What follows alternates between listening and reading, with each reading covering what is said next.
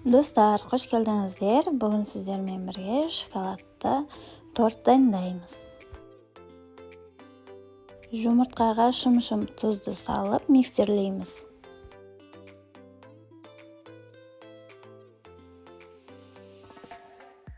Қантты сала отырып миксердің күшін көбейтеміз.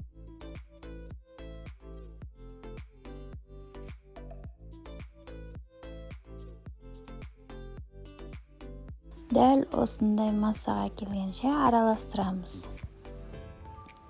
Таза ыдысымызға какао, кофе, сүт, сұйық майымыз қосып, блендерлап аламыз.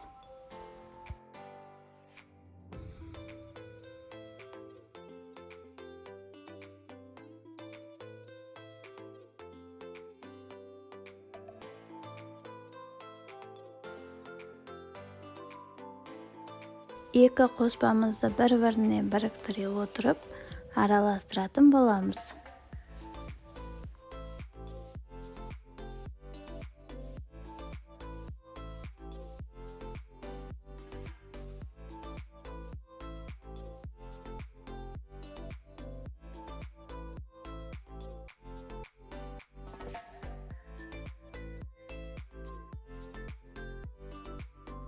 Ұнға разрыхителімізді қосып араластырып, сұйық қоспамызға ұнымызды себелеп отырып, араластыратын боламыз.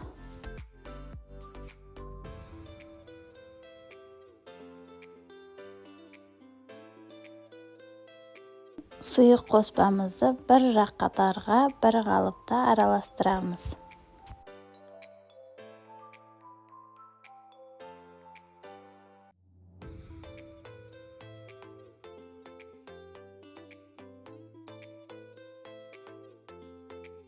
Формамызға екіге бөліп салып, духовкада 180 градуста 25-30 минутта пісіретін боламыз.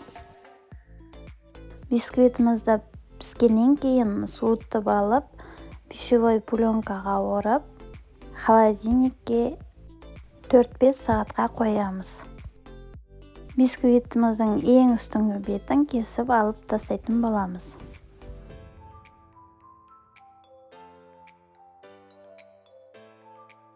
Бисквитіміздің ортасынан тағы бір бөлікке бөліп аламыз.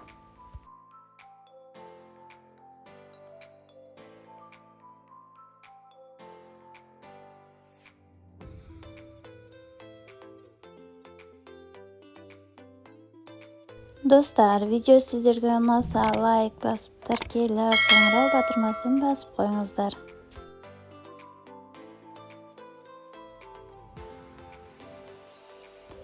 Бисквитімізді ортасынан кесіп, екі бөлікке бөліп аламыз.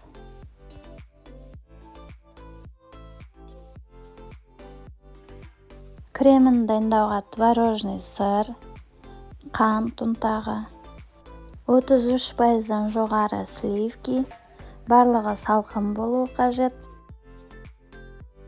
Миксермен бір қалыпты қойылғанша миксерлейтін боламыз.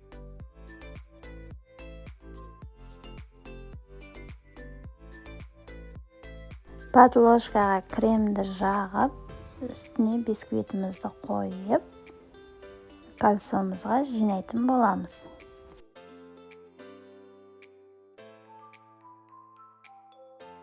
Кремді тегістеп жағып шығамыз.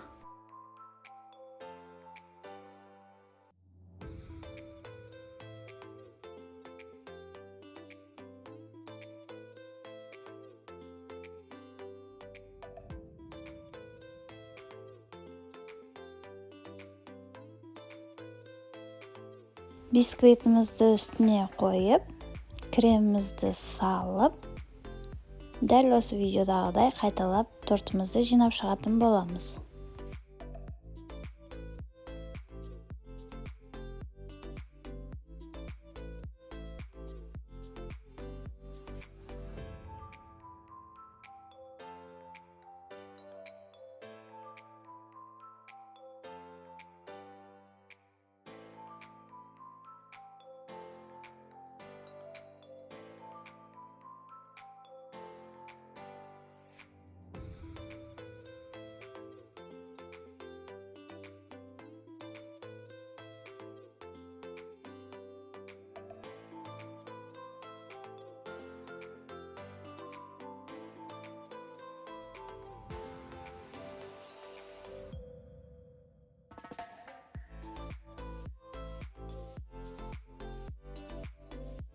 Тортымыздың жан-жағын кольцомен қыса отырып тегістеп аламыз. Тортымызды холодильникке 5-6 сағат, не болмаса бір күнге пищевой пленкамен бетін жауып қоямыз. 82%-дан жоғары үй температурасындағы сары майымызды массамыз еселеніп көбейгенше миксерлейтін боламыз. Қант ұнтағын саламыз.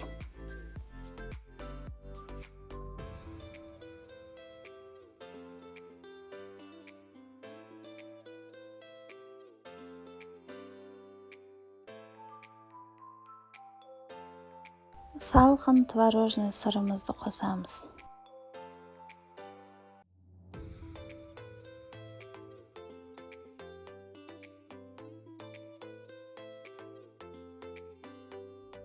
Бір қалыпты болғанша араластырып аламыз.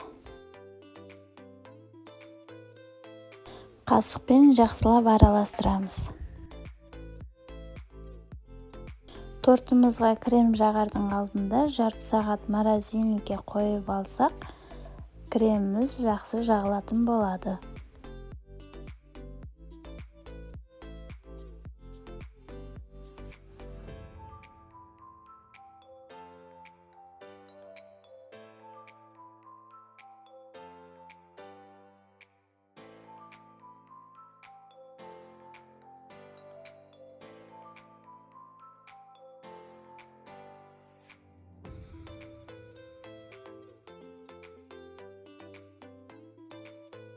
Бір қатар кремімізді жағып, морозильникке 15-20 минутқа қойып аламыз.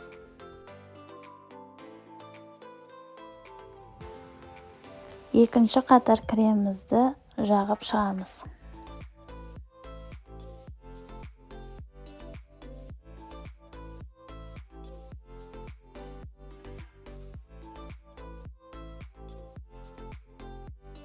Тортымыздың сырты бір қалып тегістелгенше кремімізді жағып шығамыз.